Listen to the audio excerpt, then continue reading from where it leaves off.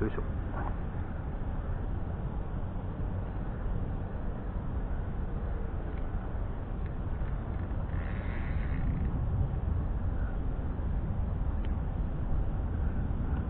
この竿とリールのセットあれだからね。竿とリールで1500円くらいしかかかってね。ねえ。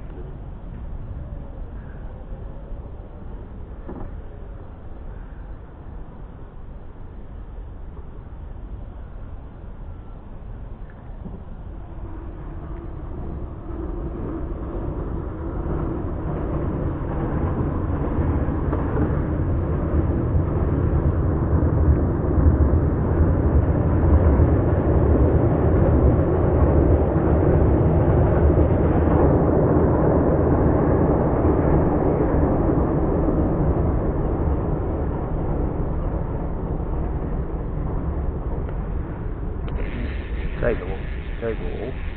あ、そうでもなかった。そこそこ大きかった。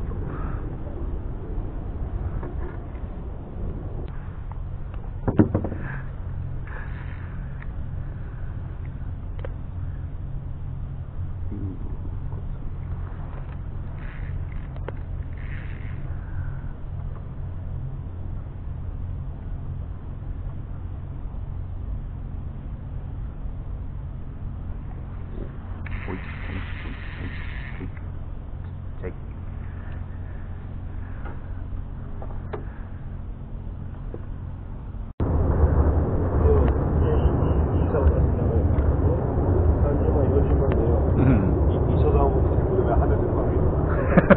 そうなんだよね。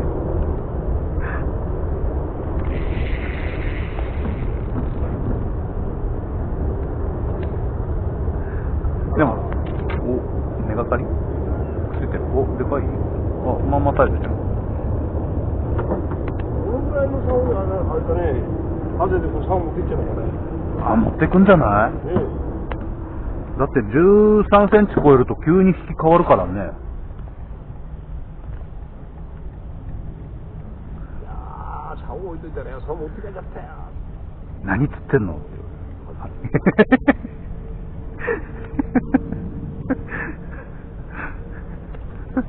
はって言われる。そのぐらいで、あそこ平均、でっかいのって15センチなんだよね、けど。どんな竿使ってんのって言われて。